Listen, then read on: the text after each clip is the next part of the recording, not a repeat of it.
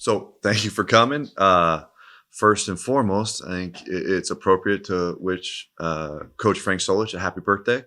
Um, so I'm not going to expose his age or anything like that, but I just want to make sure the program's wishing him a real happy birthday today. Saturday night was a great night for Bobcat Athletics and for the town of Athens.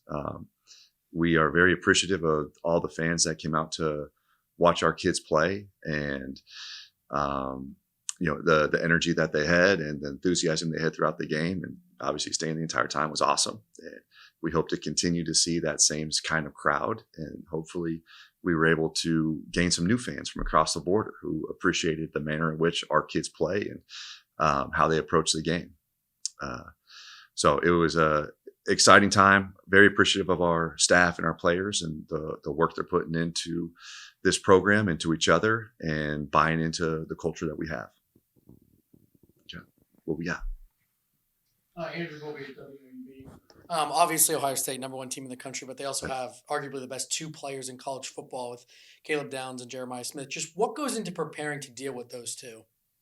Yeah, two of the best receivers in the country for sure. And yeah, so definitely our defense has their hands full with that one, which is challenging. Of what do you really want to take away? I think what it does do though is it puts some pressure on them, which is a nice change, because I do believe that when you are the number one team in the country and with the money that is invested into top 10 programs in the country every single year, there's an expectation of not only winning, but the manner in which you win. So there's, expectations from outside of that program as well within of, how the manner in which you can win a game. So I think it does put some different kind of pressures on their staff to try to make sure that those guys are making plays, getting touches, things like that. For us, the focus stays the same. We're going to focus on ourselves and our program, and continue to get great at our fundamentals and our schemes. And I think our coaches do a great job with making adjustments and preparing our kids to play at a high level. Charlie Rupp from the Post, Coach. The defense was in control all day Saturday. What do you think was just the biggest factor after watching the film that went into limiting the WVU offense? Biggest thing was the energy they played with. I thought they played with a lot of energy, enthusiasm. They were flying around. It was great to see how hard the D-line was playing and some of the knockback we were getting. And, obviously when you're able to knock out the run on early downs, and force teams to be a little bit more one-dimensional, where they're only throwing it in passing situations, and it's harder to get in front of the sticks, things like that. But I do think our kids played with a lot of energy, a lot of enthusiasm. They played really hard. They were physical. They were fun to watch. It was a fun film to watch afterwards. Coach Owen Lipshew with the Post. Obviously, you already mentioned the crowd size this past weekend against West Virginia. Mm-hmm. Ohio State may see up to almost 4 times that this weekend. Is there anything through practice this week to help simulate that level of crowd and the noise that may disrupt? Yeah, we simulate crowd noise. We did it going into the Rutgers game as well. So that's just part of prep for any large stadium capacity that you're going to get into. So, and actually our practices are typically better when we're in that kind of environment. And, I think it brings a little bit better energy within practice when we can go inside and get the crowd noise on, and, they get to focus on playing football, and they're not getting yelled at by their coaches and things like that. So.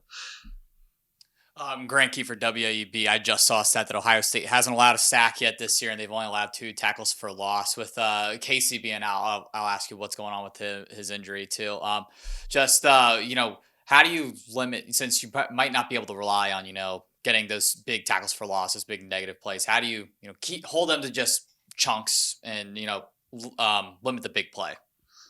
Yeah, I think being able to get pressure on the quarterback is important. Obviously, they're returning some good offensive linemen in their interior, and have some transfers that are helping outside. So, I think being able to create some pressure, move him off of his spots is important to influence the passing game for sure. And I'm not going to discuss injuries. So. Coach Cam Robertson, Athens Messenger. Uh-huh. I asked you after the game on Saturday kind of about Jack Freese, Michael Molnar, that Yeah. linebacker room. Just a few minutes ago, Michael Molnar named MAC Defensive Player of the Week. After you've, reviewed the film, what did you like just seeing from that performance from him last week and then just overall this season as how he stepped into that role? Yeah, the more reps that Mike's getting, the faster he's playing. He grew a lot within the first half of the first game to the second half of the first game. And he just keeps getting better. And, that's a kid that's long and that's a really good athlete. And I think cares a lot. So the more opportunities that he gets to get reps and play at full speed at a high level, the better he's going to continue to get. And I was so excited to hear that he was the defensive player of the week. I think it's awesome for him. Hey, Brian, Marty Bannister, Ohio Radio. I asked you in the postgame Saturday, biggest improvement week 1 to week 2. You said you were going to obviously take a look. What did you see that stood out the most about your team and the biggest area of improvement? I thought energy on defense was awesome. I thought those guys played with really, inspiring energy throughout the game, which was great. And I think continuing with the development of the culture, the thing that was really impressive throughout the game was as we got into the second half and the offense was struggling more and you're getting turnovers, things like that, and the defense is playing lights out, there was no feeling of, what the heck's happening on the other side of the ball. There was no pointing fingers and nothing like that.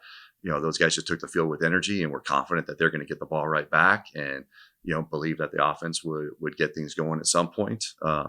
So I think that trust and belief in each other and that care for each other is great to see. It's pretty unique. Ohio State's schedule. They opened with a mammoth game. Then they had a game last week where they could put it on cruise control. What have you seen the most out of them though through the first 2 games? I mean, obviously the athletic talent stands out big time, but what have you seen out of them that really, really impresses you? Yeah, I mean they're talented everywhere. It's a really good program. So there's not a lot of holes that you would say that that you're seeing within that program. I mean they have real good personnel all over the place. It was a packed house, obviously, on Saturday. Part of that packed house, though, was a lot of recruits visiting. What does a win like that do for your recruiting and just the state of the program in general? It's a combination. Yeah. So I think the win is great for recruiting. I think being in that atmosphere is great for recruiting, where they see what the potential is when they do come here, what that game day atmosphere is like. I think it's huge to have kids on campus in those types of games and be able to, beat a team from a power conference. Coach, these past couple weeks in the post game, both yourself and then Chase Hendricks on Saturday mentioned the 24-hour rule that you guys live by. Mhm. Can you talk a little bit about what that kind of looks like for you guys, and then now that 24 hours is up, what practice looks like today? Yeah, so the 24-hour rule is what it is, right? You're trying to wipe everything, good or bad, out of your mind, and you're focused on the next opponent. And it translates to what you do in the game as well. So we'll talk about one snap and clear. So good play, bad play, you're always on to the next one, and that's the most important thing. So, games are the same way. You're blocking out the noise, good or bad, and your focus is on what that next task is.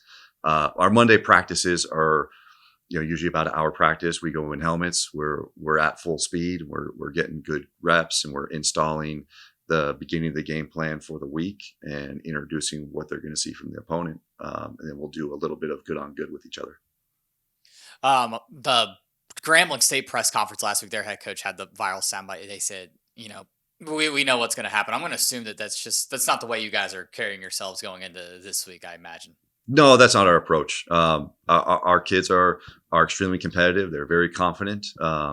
They obviously know that this is a big challenge, and we're playing a really strong program that has obviously earned that right to be one of the top programs in the country, and they're excited for the challenge. Coach, the passing game for you guys through the first 2 games, Chase has led that room both games, but you guys have spread the ball around a lot. Back on Saturday, I think it was 7 or 8 different guys caught a pass from Parker. Is that a concerted effort from you guys to spread the ball around, or is that just the depth of your receiving room that's allowing you guys to rotate people in and out?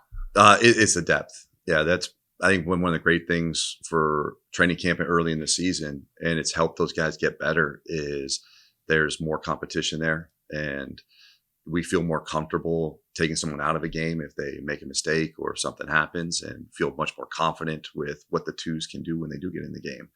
And a lot of our targets are more based off what the look is, what Parker's reading, than necessarily just trying to get a specific person targeted all the time. Coach, obviously now you've had some time to look back at Saturday's game. What do you think was the biggest difference from the first half to the second half offensively that maybe slowed you guys down?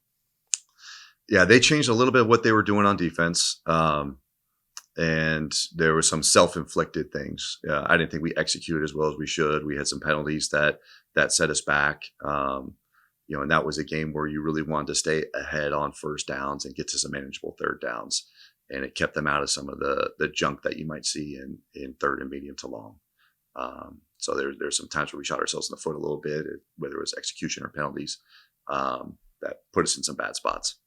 And then this week, how much will you emphasize not allowing your players to have that drop off so that, a second half like that doesn't happen again? Yeah, I mean, that's always the emphasis, right? We're never emphasizing mistakes or mental problems. What stands out the most about Ryan Day as a head coach from your perspective? I mean, extremely successful, right? He's led one of the top programs in the country for a good amount of years now. I think he's done a great job there. Just through the first two games, you guys have obviously taken down or gone against power conference opponents, and it seems like through it all, your team has had an air of confidence about them, as if they aren't daunted by the opponent that's going to be opposite them when they hit the field. How has that, just helped you guys out through these first two games, and how much of a boost does that give you when you're going into the Horseshoe on Saturday in a very hostile environment against the number one team in the country? I think having confidence going into a situation like that is very important. And, it's important that your players and your staff believe in each other, trust each other, and believe and trust in their abilities as kids and as a staff. And I think it's a reflection of how successful our program has been for, going into our 4 years here. And then even beyond that, with the kids that have been in the program, they've won a lot of football games. They've been very competitive, but they've developed a lot of belief and trust in what they can do.